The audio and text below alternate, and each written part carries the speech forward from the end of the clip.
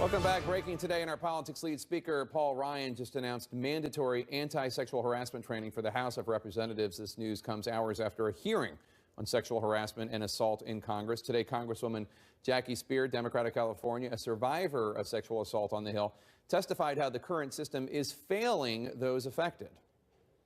In fact, there are two members of Congress, Republican and Democrat, right now, who have been subject to review or not have been subject to review, but have engaged in sexual harassment. Let's bring in CNN's MJ Lee and Sarah Ganim, who interviewed more than 50 former and current lawmakers and staffers about the state of sexual misconduct on Capitol Hill. MJ, let me start with you. The hearing today raising a lot of questions about how effective the current reporting system works. Yeah, Jake, that's right. And there's clearly this growing recognition that the current system, the current process that's in place simply does not work, that it is too antiquated, that it doesn't adequately protect victims. And just to give you a sense of how complicated this process is, this Office of Compliance is where a congressional aide would need to go to file a formal complaint. And it takes a really, really long time in order for someone to be able to file that complaint. And just to walk you through that a little bit, first, they would go to the office and they would need to go through 30 days of mandatory counseling. And if they choose to move forward after that point, they would need to sign a non-disclosure agreement, an NDA. That, of course, would prevent them from speaking out about their case in the future. And then comes the 30 days of mediation, which is also required. And then you have to wait another 30 days. This is called the cooling off period. So all in all, this means 3 months before anyone can actually take the step of filing a complaint. And you can imagine that when a person has gone through sexual harassment or assault, the idea of waiting 3 months is a really, really long time. And I think that has had the effect of discouraging people from speaking out. And Jake, I would note that the other big takeaway, of course, from that hearing is the fact that these female lawmakers said that current members of Congress have been accused of sexual harassment. And I think it's really important to highlight what kind of behavior we are talking about here. Congresswoman Speier, she said that her office has been inundated with stories of sexual harassment, and she's talking about stories like harassers exposing their genitals and also victims having their private parts grabbed on the House floor. Those quotes kind of speak for themselves. They're really stunning. It wasn't just her. Republican Congresswoman Barbara Comstock also sharing such an anecdote. Let's put that chart up again. I just want to show people, again, how complicated this is.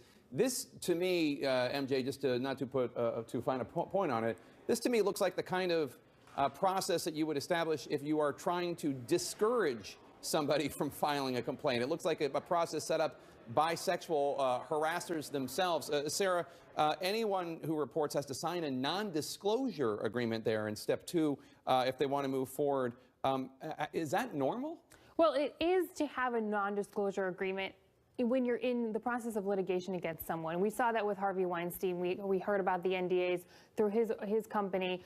But what I've learned today from speaking to an attorney who has handled a lot of these cases is that these particular ones, these Capitol Hill cases, the NDAs are so broad.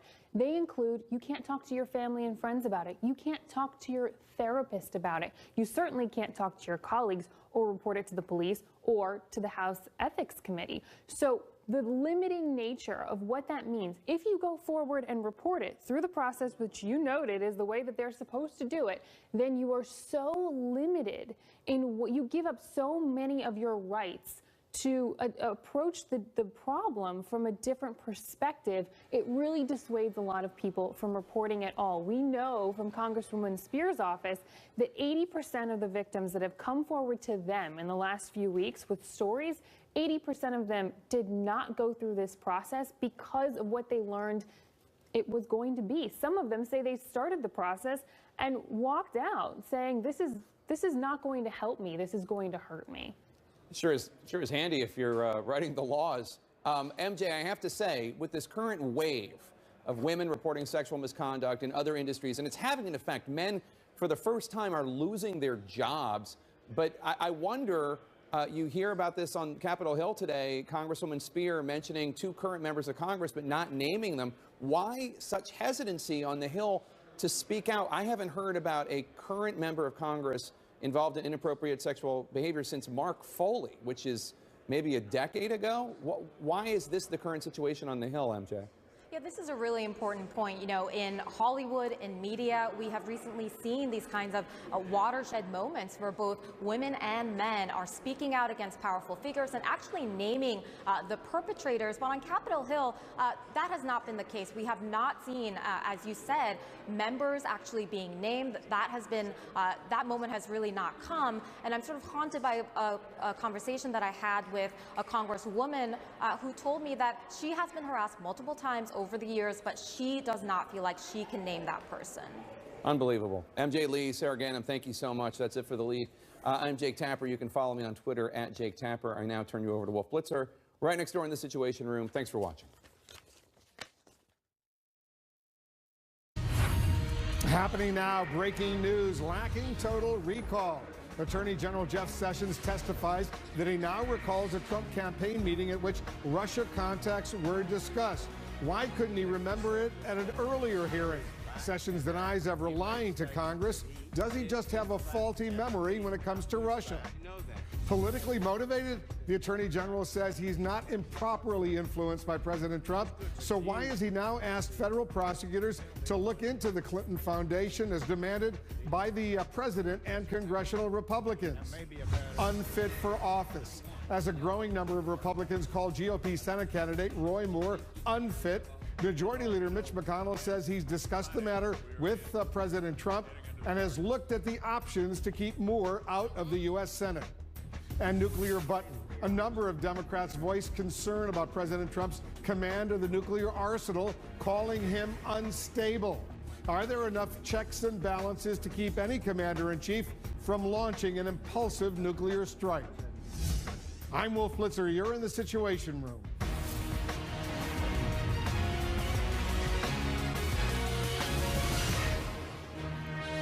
This is CNN Breaking News. Breaking news, the Attorney General Jeff Sessions under oath again today, denying before a House committee that he ever lied under oath about Trump campaign contacts with Russia. Sessions has previously testified he was unaware of anyone in the campaign who had communicated with Russia, but he now recalls the March 2016 meeting where a campaign advisor, George Papadopoulos, suggested he could arrange a meeting between then candidate Donald Trump and Vladimir Putin. Sessions still insists he doesn't remember the details of the meeting, although he does remember that he pushed back against the Papadopoulos suggestion.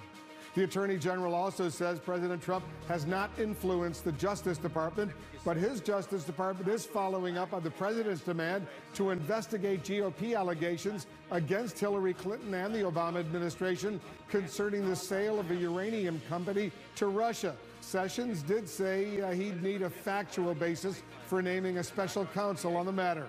And other lawmakers today are voicing concerns about President Trump's ability to order a nuclear attack. Senate Democrats are calling the president unstable and volatile, warning that his heated rhetoric, quote, could turn into nuclear reality.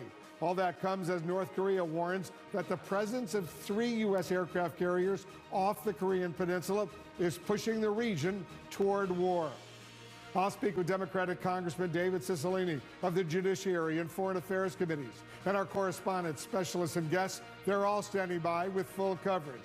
Let's start with the breaking news. The Attorney General Jeff Sessions gets an all-day grilling by lawmakers, denying that he ever lied about the Trump campaign Russia contacts, but admitting that he left out some things in previous testimony. Let's go to our senior congressional correspondent, Manu Raju. Manu, take us through this testimony. Yeah, a lot of do not recalls from Jeff Sessions today under questioning mainly from House Democrats about those Russia contacts. He said he did not remember Carter Page, a former foreign policy advisor, suggesting that he was going to go to Russia shortly before he actually did. He did not recall Michael Flynn having any discussions with that former national security advisor about the RNC platform. He also said he did not recall George Papadopoulos suggesting a meeting between President Putin of Russia and candidate Trump. Only until recently did he learn about this. The 88-year-old top Democrat on the committee, John Conyers, told me perhaps Jeff Sessions has a memory issue because he's getting, quote, old. This is a criticism, however, that Republicans are saying is just simply unfair. Do you solemnly swear that the testimony Attorney General Jeff Sessions testifying that he now remembers a March 2016 meeting with George Papadopoulos, a campaign advisor who wanted to set up a meeting between Donald Trump and Vladimir Putin. I do now recall that the March 2016 meeting at the Trump Hotel that Mr. Papadopoulos attended, but I have no clear recollection of the details of what he said at that meeting. I'm not aware. Sessions, in previous testimony, said he was not aware of any communications between campaign surrogates and the Russians. Papadopoulos pleaded guilty to making false statements to the FBI about his Russian contacts. Sessions went on to say he rejected Papadopoulos' request to set up a meeting between Trump and Putin. I wanted to make clear to him that he was not authorized to represent the campaign with the Russian government or any other foreign government for that matter. In one of many heated exchanges with House Democrats, Sessions insisted that his answers have not changed, and he did not lie. You did have communications with the Russians last year, isn't that right?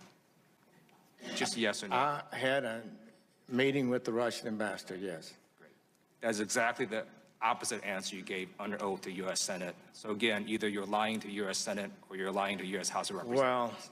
Well, I hope the congressman knows, and I hope all of you know, that my answer to that question, I did not meet with the Russians, was explicitly responding to the shocking suggestion that I, as a surrogate, was meeting on a continuing basis with Russian officials, and the implication was to impact the campaign in some sort of nefarious way. And all I did was meet in my office with the ambassador, which we didn't discuss anything like that. So I just want to say I appreciate the congressman's right. I guess he can say it's free speech. He can't be sued here. And so that's just my response, and I'm sorry that that's my response. But when pressed for more details, the Attorney General frequently said he couldn't recall, something he repeated more than 20 times. I don't recall it. I don't recall it. I don't recall it. Sessions also took aim at WikiLeaks and its role in the election, even though Trump praised the group during the campaign. I'm not a fan of WikiLeaks. Sessions' comments come after Donald Trump Jr. released private Twitter messages between him and WikiLeaks that took place during the 2016 presidential campaign, revealing that WikiLeaks repeatedly contacted Trump Jr., who apparently replied on 2 occasions when WikiLeaks told him about an anti-Trump super PAC that was about to launch. Trump Jr. responds that he will ask around. On another occasion, WikiLeaks encouraged Trump Jr. to push a story about Hillary Clinton. Trump Jr. responded, quote, already did, following up with a question to WikiLeaks that wasn't answered. WikiLeaks continued its secret Twitter outreach until July 2017. Now, Donald Trump Jr. did disclose those WikiLeaks communications to the Senate Judiciary Committee, and the chairman of that committee told us earlier today that those communications he found were, quote, very innocuous. Now, Democrats on that committee don't agree. They're pushing for a public hearing, something that Chuck Grassley has not yet agreed to. And Wolf, some other news on the Jeff Sessions hearing today. He said that those women who are accusing Roy Moore of sexual misconduct in the race for his old Senate seat are believable. Essentially, he said he had no reason to doubt them. He also said that there are 27 leak investigations looking into classified leaks that have occurred. And Wolf, he also disclosed that he has recused himself from nearly 10 investigations that are happening at the Justice Department, but he did not disclose which investigations those were, Wolf. Yeah, lots of news during the course of that hearing. Manu Raju up on Capitol Hill, thanks very much. It wasn't just Democrats holding the Attorney General's feet to the fire today. CNN's Ryan Nobles is with us right now. Ryan, Jeff Sessions got it from both sides. No doubt about that, Wolf. And the Attorney General had a tall task today. He had to convince Republicans that he was taking seriously their concerns about Hillary Clinton, while at the same time assuring Democrats that the Department of Justice remains independent. Attorney General Jeff Sessions facing pressure from his fellow Republicans to investigate former Secretary of State Hillary Clinton. What's it going to take, if all that, not to mention the dossier information, what's it going to take to actually get a special counsel? It would take a factual basis that meets the standards of the appointment of a special counsel. The grilling of Sessions comes after Republican members of the House Judiciary Committee sent the Attorney General a letter requesting a host of investigations and the setting up of a special counsel to look into claims that Russian interests donated to the Clinton Foundation with the goal of getting approval for the sale of a Canadian uranium mining company to the Russian Atomic Energy Agency while Clinton was Secretary of State. The Justice Department responded to that letter, promising, quote, the Attorney General has directed senior federal prosecutors to evaluate certain issues raised in your letters.